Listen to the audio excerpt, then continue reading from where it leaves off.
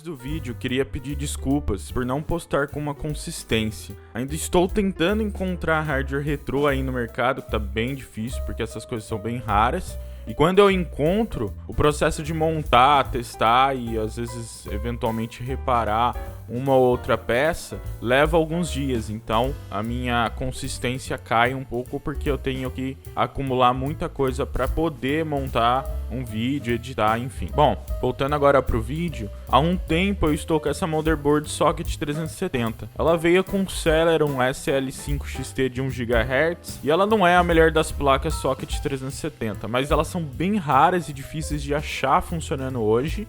E essa é a única que eu tenho aqui que veio no gabinete. Eu não sei se ela funciona ou não me lembro se eu testei quando eu peguei ela. Eu sei que ela já está há alguns meses aqui na minha teste de placa-mãe e eu queria entender se ela está funcionando ou não. E se a gente tem uma placa-mãe funcional para que a gente possa usar no futuro para qualquer outra coisa que a gente vai fazer aqui. Então, nesse vídeo a gente vai tentar colocar essa placa na bancada aqui e testar. E se ela não estiver funcionando, tentar reparar ela e resolver qual for o problema que ela tem, tá? Ressalvo que eu não sou profissional em reparos de eletrônicos, tá? Então eu aceito qualquer dica, deixem aí nos comentários e vamos pro vídeo. Bom, eu montei ela na bancada, tentei inicializar e ela não funcionou. A placa simplesmente não fazia nada, nem um bip e nem uma saída de vídeo. Em alguns momentos ela nem chegava a ligar as ventoinhas, tá? A ventoinha do processador. Então eu sabia que essa placa tinha algum problema bem estranho. O único problema que eu vi fisicamente, assim, olhando visualmente na placa, foi que todos os capacitores, quase todos os capacitores de 1000 microfarads estavam aparentando estar estufados ou com vazamento, enfim. Então eu sabia que eu tinha que pelo menos trocar esses capacitores. Eu coloquei a placa de diagnóstico para depurar os códigos POSTs e notei que essa placa ficava parada no código C1 e às vezes ligando e desligando ela ficava parada no código 00. O código 00 geralmente indica que a placa não executou absolutamente nada, ou seja, ela não fez nada. E, portanto, nenhum código POST, nada foi propagado ali no barramento e a placa de diagnóstico mostra 00, ou seja, nada. Agora C1, para essa BIOS da Phoenix, é um dos primeiros testes no processador.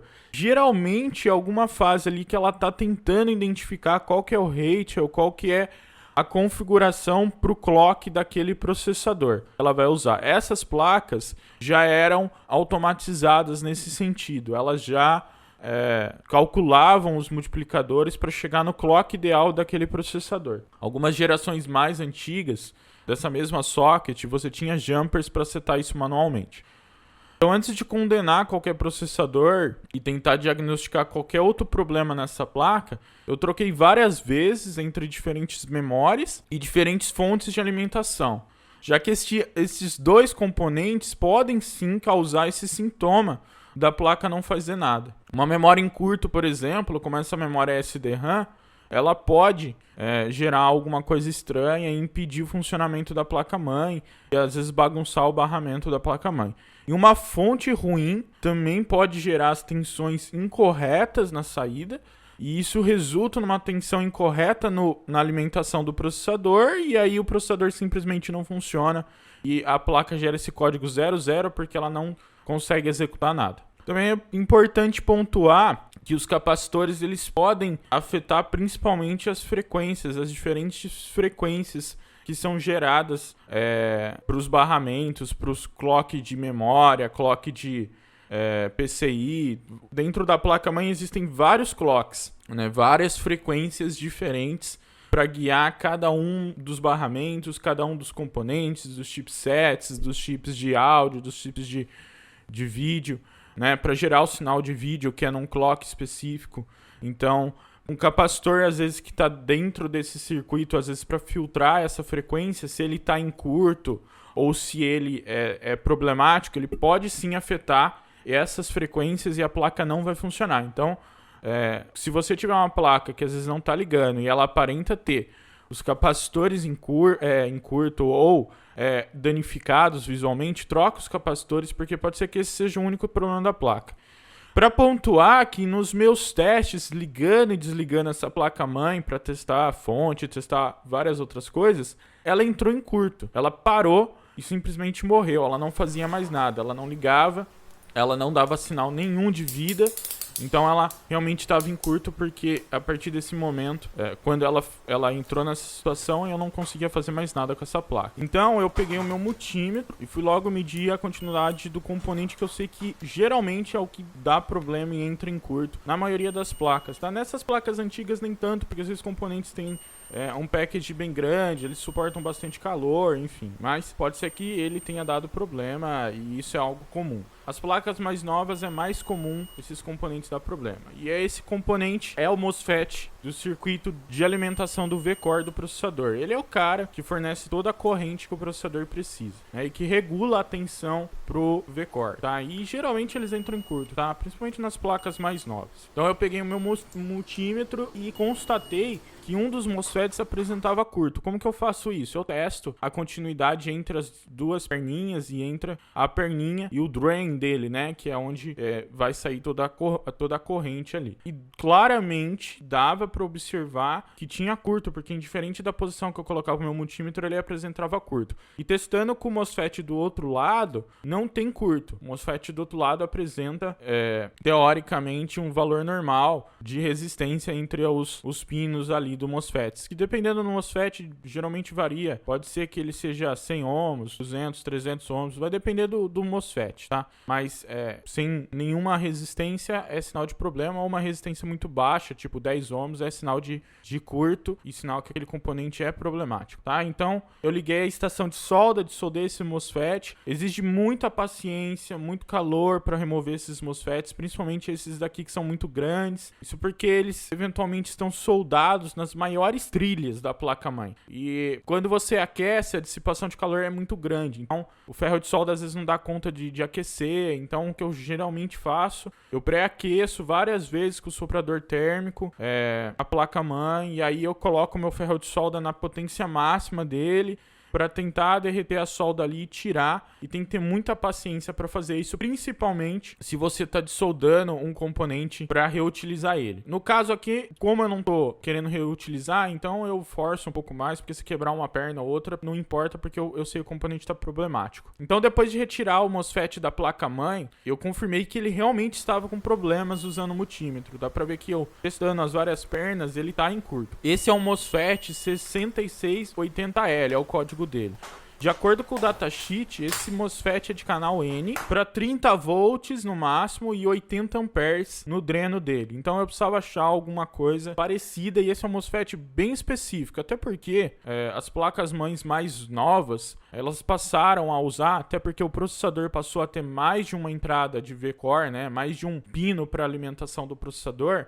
Você tem vários MOSFETs e eles têm potências menores, porque em vez de você ter um único pino do processador ou poucos pinos do processador que vai alimentar aquele processador, e esses pinos suportam uma corrente maior, então você precisa de um circuito, que nem nesse caso, 2 MOSFETs para dar essa corrente, né, para dar a corrente em baixa e a corrente em alto consumo.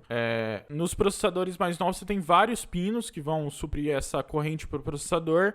E então você pode ter vários MOSFETs de menor potência que juntos vão dar a potência que o processador precisa. Então hoje em dia isso há muito tempo já, mas é bem comum as placas ter mais MOSFETs menores do que MOSFETs com essa potência, né, com essa capacidade. Então antes de procurar nas minhas placas sucatas se eu tenho alguma coisa equivalente a esse MOSFET, porque eu não posso colocar algo que seja diferente, ele tem que ter exatamente a mesma especificação.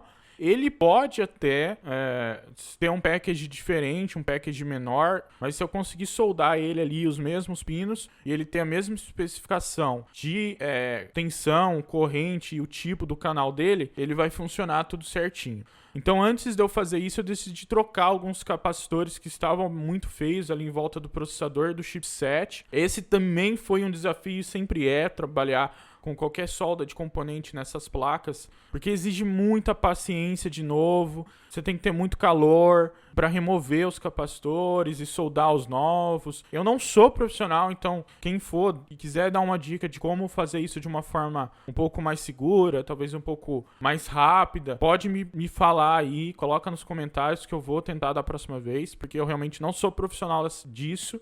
A minha capacidade de solda e reparo é muito inferior de muita gente aí. Então, O que eu fiz foi que para retirar os capacitores, eu só soldei 2 pontinhos de solda, coloquei meu ferro de solda ali nos voltas de 450 graus, talvez um pouquinho menos, e aí com o alicate eu puxava o capacitor e com o ferro de solda eu esquentava ali os 2 pinos do capacitor até ele derreter a solda para mim puxar ele para fora. Para desoldar é bem fácil. O problema é para soldar, porque para soldar você tem que empurrar o capacitor e soldar e esquentar os 2 pinos. E às vezes já não tem tanto estanho ali para passar o calor, e aí você tem, principalmente nas partes do negativo do processador, né?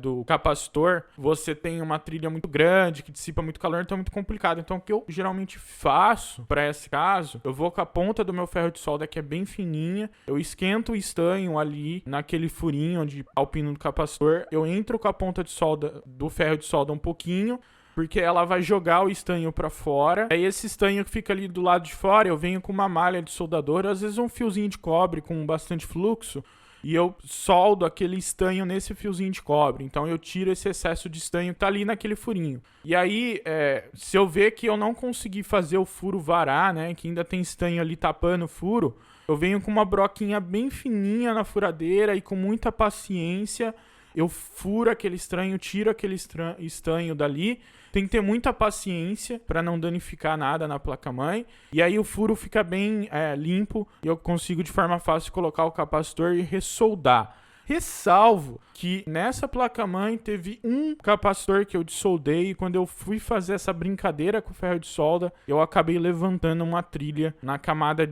de cima ali da placa-mãe, porque eu forcei demais a broquinha, e essa broquinha que eu tenho, ela é uma broquinha que parece uma chavinha, então ela vai aumentando de tamanho, e acabou que ela empurrou a trilha na parte de cima.